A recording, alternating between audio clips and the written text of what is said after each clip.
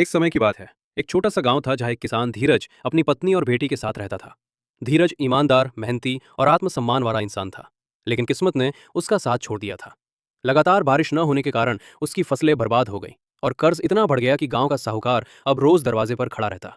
एक दिन साहूकार ने धीरज को बुलाया और कहा, तू मेरा पैसा नहीं लौटा सकता, लेकिन अगर तू अपनी बेटी रमा की शादी मुझसे करवा दे तो मैं सारा कर्ज माफ कर दूंगा। धीरज और उसकी पत्नी दोनों ये सुनकर टूट गए।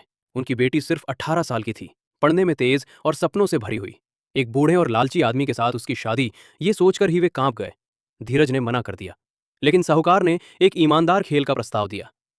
हम एक थैली में दो कंकड़ डालेंगे, एक काला और एक सफेद।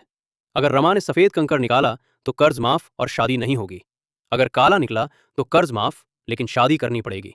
और अगर खेलने से मना करोगे तो मैं जमीन जब्त कर लूंगा और कोर्ट से वसूली करवा लूंगा। धीरज और रमा ने भारी मन से यह प्रस्ताव स्वीकार किया। गांव के चौपाल पर सब इकट्ठा हुए। साहूकार ने झुककर जमीन से दो कंकड़ उठाए और थैली में डाल दिए। पर रमा की तेज नजरों ने देख लिया कि दोनों कंकड़ काले हैं। अब रमा के सामने तीन रास्ते थे। खेल से इनकार कर दे, जिससे परिवार की जमीन चली जाती। साहूकार की चाल को सबके सामने उजागर करे, जिससे शायद साहूकार बदला लेता। या समझदारी से काम ले। रमा ने तीसरा रास्ता चुना। उसने थैली में हाथ डाला, कंकड़ निकाला और गलती से उसे जमीन पर गिरा दिया। कंकड़ कई दूसरे पत्थरों में मिल गया। सब लोग चौंक गए। साहूकार चिल्लाया, तूने धोखा किया।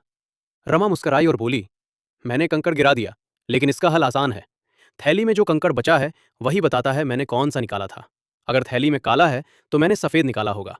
चलिए थैली खोलिए। थैली खोली गई। उसमें काला कंकड़ था। गांव वालों की आंखें फटी रह गईं। अब जाहिर था कि जो गिरा था वो सफेद था, यानी रमा जीत गई। कर्ज माफ, शादी टली और साहूकार की चालाकी उजागर हुए बिना उसी पर उल्टी पड़ गई। पूरा गांव रमा की बुद्धिमानी की तारीफ करने लगा।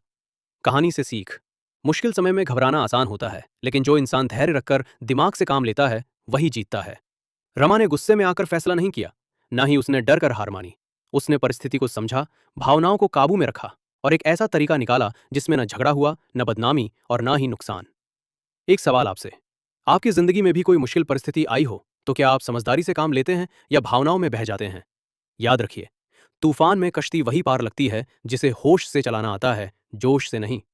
अगर आपको यह कहानी पसंद आई हो तो वीडियो को लाइक करें, चैनल को सब्सक्राइब करें और बेल आइकन जरूर दबाएं ताकि ऐसी मजेदार और प्रेरणादायक कहानियां आपको मिलती रहे। मिलते हैं अगली कहानी में। तब तक मुस्कुराते रहिए। धन्यवाद।